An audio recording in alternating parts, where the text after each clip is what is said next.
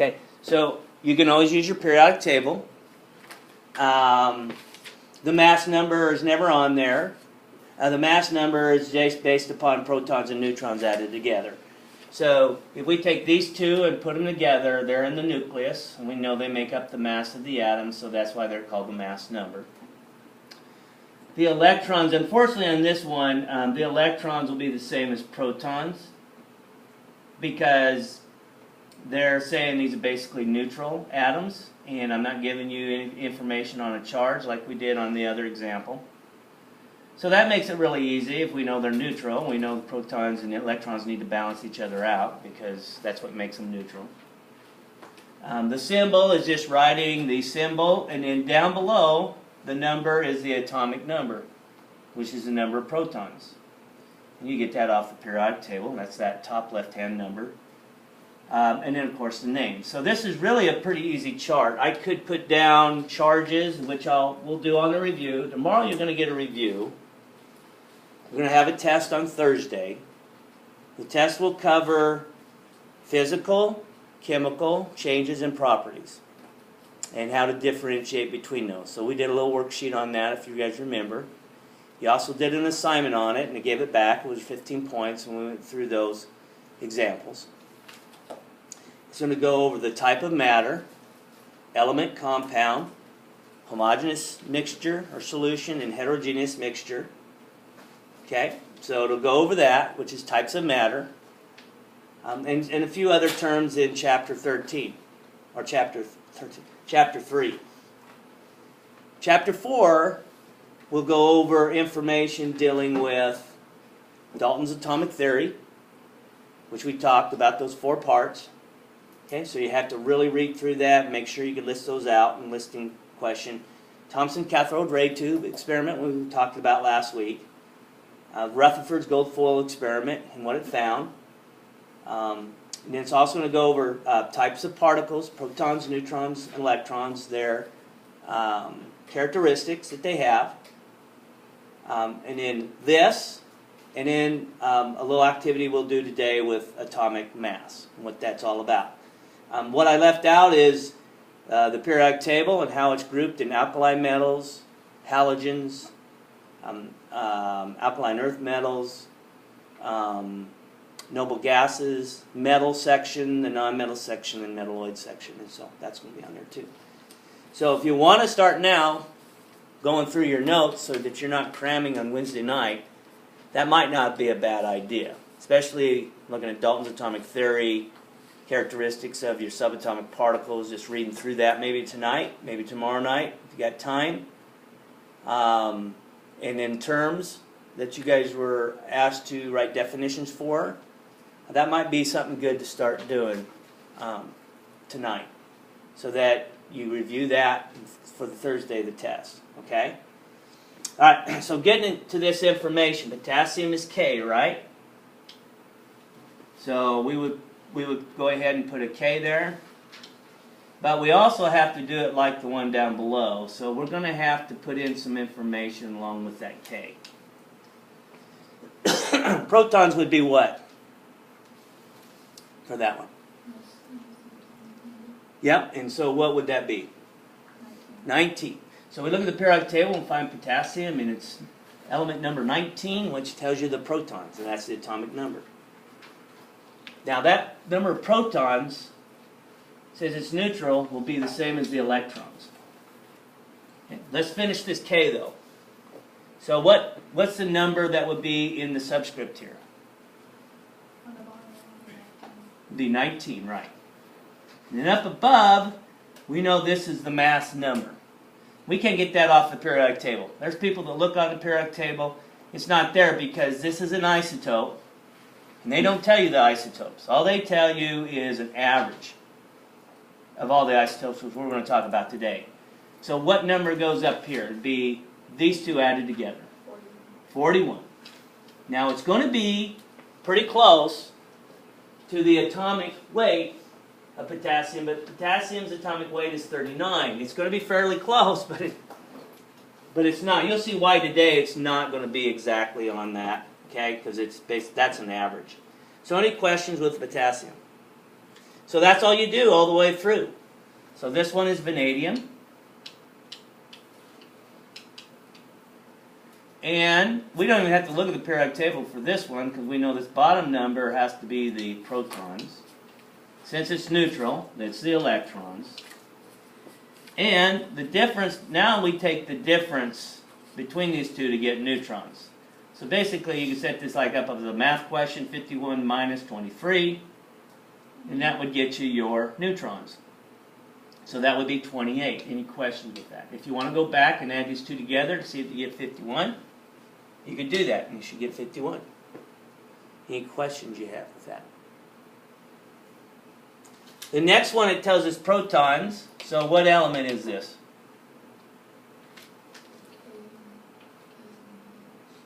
What element?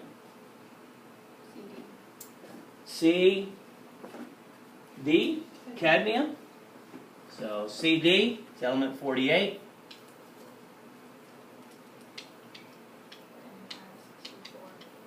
Yeah, we add 64 and 48, and that gives us 112. And then down below, 48. And the electrons would be the same. Now, all right, so I'd put 48 in there, but for this purpose of doing this example, let's change it up a little bit, even though this is not, the original answer is 48. So just to show you some things, let's go ahead and put a +2 charge out here. So let's say we have a column of charges. And let's say I'm going to make a change to this, and I'm going to say, hey, the charge now is +2. What number would go in here? Originally it was 48, but what number would go in there now? 46. Yes, good. Because the positives have to outweigh the negatives by 2. So this does not change, it's only electrons that do. So if that was the case, okay, and I'm just using that as a scenario. We'll use this bottom one as a different scenario too. Just because that's what we did on Thursday, and it's good to reference that as well. But the originals, we keep with the originals like we did. Barium is Ba. We look it up off the periodic table. 56. So that would be what we put in for protons. And so this should be 56. And up above, we need to add those two together. So that would be, what, 138? Yeah. If you can do this as well with the charges, this is probably 20 points on the test out of 100. And this isn't that tough. People make this way too difficult. I don't know why. Protons, neutrons are the mass. Add them together, gets the mass number. Subtract protons out if you want neutrons. Okay?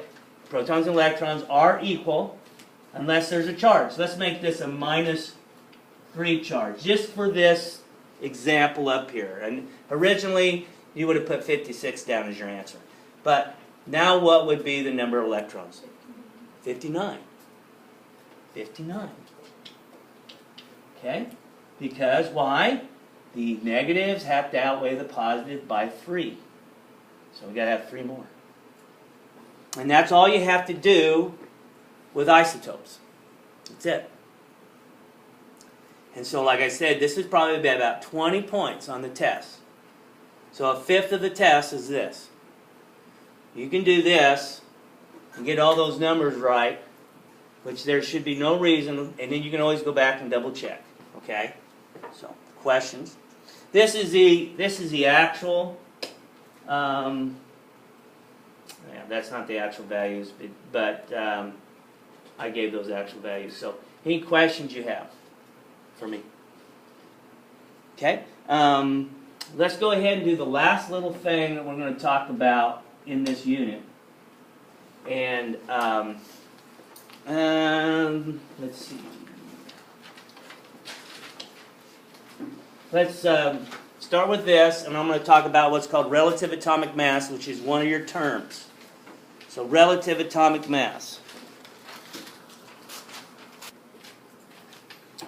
So I'm going to give you an analogy of this, okay? Just real quick. what they're saying by definition, carbon-12 is exactly 12 AMU. That is a kind of like a meter stick is. Everything's related to this length in meters. Okay, so if we got a millimeter, which is a thousandth of a meter, it would be a thousandth this length. Okay, in comparison. If we have a kilometer, we know the kilometer is 1,000 of these in comparison to this. The meter stick is an example of a relative length. Could they have made the meter stick, maybe cut it off here? They could have, right? I mean, it's an arbitrarily, I don't know, I'd have to get back and read, why did they make this the length? Okay? Why did they choose this as their length for comparison? Because they could have made it, cut it here and made it that length as comparison. Okay? But carbon-12 is got 6 protons and 6 neutrons. And so what they're saying is that we're going to relate every mass on the periodic table. Now, this is before they had information and technology that they could actually go through and calculate the actual mass of a proton, neutron, electron, those type of things. So this is before that technology came about. And so they said, we're going to go ahead and make carbon our base for everything that we look at. So let's say that I'm going to use my weight as a base. Okay? So my weight, 200 pounds. Okay, what we're going to do is say that somebody else, relative to my weight, is half or 0.5 of my relative weight. My relative weight's 1, okay, which would be 200 pounds. If it's half 0.5 relative to my weight, what would it be? What would theirs be? 100 pounds relative to my weight. Okay? If somebody weighed 1.5 times or 1.5 my relative weight of 200 pounds, what would their weight be?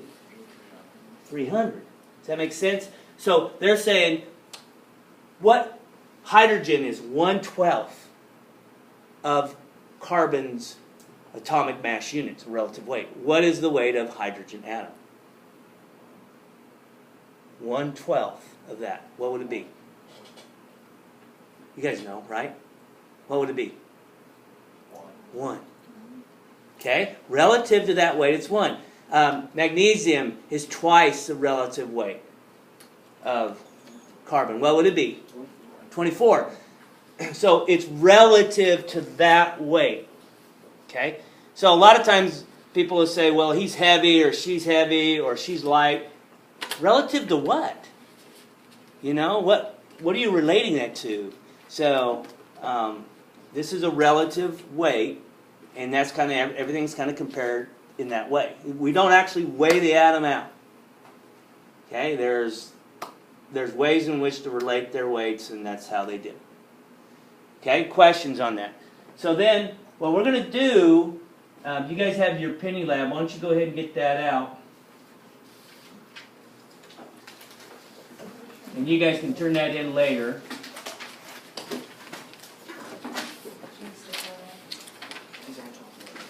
We're going to show you a way to find the average atomic mass. Okay? We're going to show you a way to find the average atomic mass. The penny lab is just for comparison. I wanted you guys to do something real that you could hold and weigh out and that you could measure before we got into finding averages. Because unless you have something to relate this to, it becomes a little bit more difficult in which to solve the problem at hand. Okay?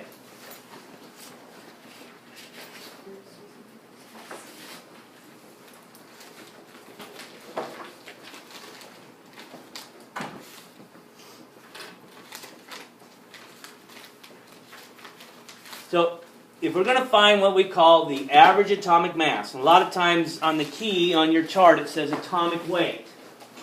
So on the chart it will say atomic weight, atomic mass, average atomic mass. They're all the same. Atomic weight, atomic mass, average atomic mass, they're all the same. Okay? So, what do we base the average on? Two things. We're going to base it upon percent abundance of that particular atom, and that's isotope, and its relative mass, which we already went through relative mass. Everything's compared to carbon-12. So we're going to base its average atomic weight based upon those two ideas, percent abundance and its relative mass. Now, when you guys did your activity with the pennies, I'm going to switch pages. I'll switch back to this if you haven't had time to write it down. But on your page of pennies, you were asked to find percentage of light and heavy. So I just have an example. I grabbed somebody's paper from last period. And they came up with 70% pennies that were lighter. They were around 2.5. And then the percentage heavy was 30. And that was around 3.1. Okay? You guys probably should have similar masses averages here. Could be a little different, but that should be fairly close to those values. So, what did I tell you to do in step 3 to figure the average atomic or average weight of a penny? What did I tell you to do? Use the percentage and do what with it? Multiply by its weight. Right? Okay? 70% was lighter, which our average is going to be closer to the lighter penny. Does that make sense? Okay? So it's going to be closer to the lighter penny. So halfway in between these points would be 2.8. Well, it's not going to be 2.8 because that would be 50-50. Okay? And it's not 50-50. We have more 2.5 than we have 3.1. So what we have to do is use those percentages and multiply them out in which to get our answers. Okay? So, for example, you should have multiplied your percentage, whatever you came up with. How did you use that percentage? Did you use 70 times 2.5, or did you, how did you use it? Did you go 70 times 2.5, or how did you use the percent? Move the decimal. 0.7. And then 0.3 times 3.1. And you got 0.93. Okay? So when you went ahead and did that, you got your answer. And this answer came out to be 2.68. Okay?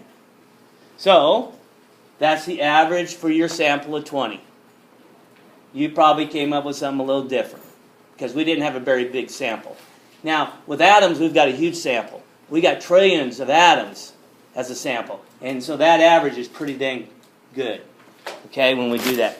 Now, if I reach in here and grab a penny, how often do I grab a penny that weighs 2.68 grams? If I weighed this out, would that weigh 2.68 grams? Probably not. No. How about this one? Probably not. No. How about all of them? Yeah. None. None of them have the weight of 2.68 grams, right? Okay? Because they were either 2.5 or 3.1. No atom, unless there's only one of it, will have that weighted average. There's no atom for any of these elements that have the weighted averages on the periodic table. It's an average based upon a huge sample. And that's what we're measuring out all the time, is a huge sample. Okay?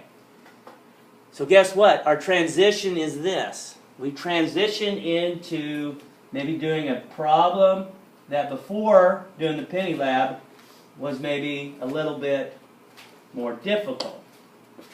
Now we do a problem here. It shouldn't be that difficult to do because you've already did it once in lab with the penny. So this, go ahead and see what you come up with an answer for this one. Go ahead, based upon the penny lab that you did, go ahead and see what kind of answer you come up for this example. So after I multiply them, add them together, then I look on the periodic table and I find EU. It's 151.96. Pretty close, right? Basically the same thing. 151.96 on the periodic table. So if you're lucky enough to have an element that I've given you a symbol for, your answer's on the periodic table. Okay? So when you do these, your answer's always on the periodic table when you're doing them. Any questions with that? Now, here's a common mistake students will make. They get this 151.9, which there's two of them, and so a lot of students will go, well, since I have two of them, I'm going to take this divide by 2, and that's my average, right? I have students that do that because they're used to adding things up and dividing by how many things they added up to get the average. The average already is figured out with the percentages. This is 100% of the mass. That is the mass. That's your answer. It's not 151.9 divided by 2. Okay, so don't do that. Okay? It's already figured in with the percentages. All right. I'm going to give you this one to practice. This is one that a lot of students will get wrong because they mess up. And I'll explain why this one. I want to give you ones that are common ones that are messed up, and then this will be another one that students tend to mess up, and I'll explain why. But you guys don't have to write out all this information if you don't want to. If you just want to show 135.907 times the abundance on all those and then add them together, that's fine. You don't have to show this. The isotopes if you don't want to, because that takes a little extra time. So go ahead and do that one as well.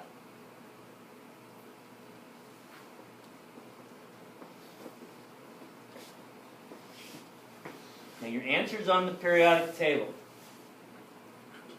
Your cerium. That is the answer. It's kind of like an answer key.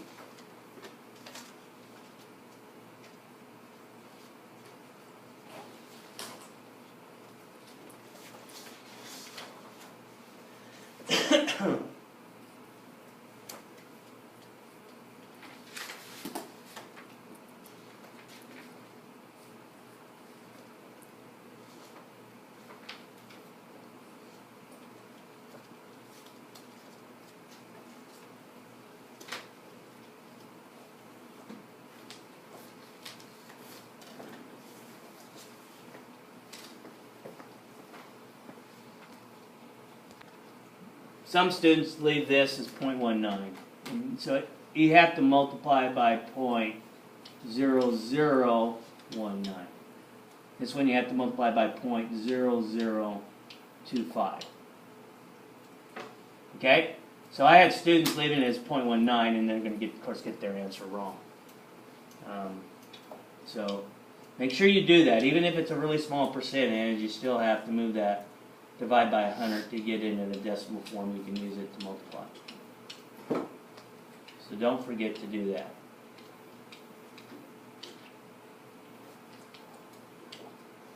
So after you do all of that, then you get numbers you can add up. And when you add them all up, they should look like that. I took mine out a little bit further just to see how close it was to the periodic table. And on the periodic table, when I look up cerium, it's 140.12. I got the exact same thing. So you should get really, really close to what's on the periodic table when you do it. Okay? Your problems to do for tomorrow, please do them, is 41 through 43. None of them are real difficult. I think they're just like, both of them are just two isotopes. You have two isotopes, so you have to multiply and add up. So, page 122. Page 122. Do 41 through 43. Okay?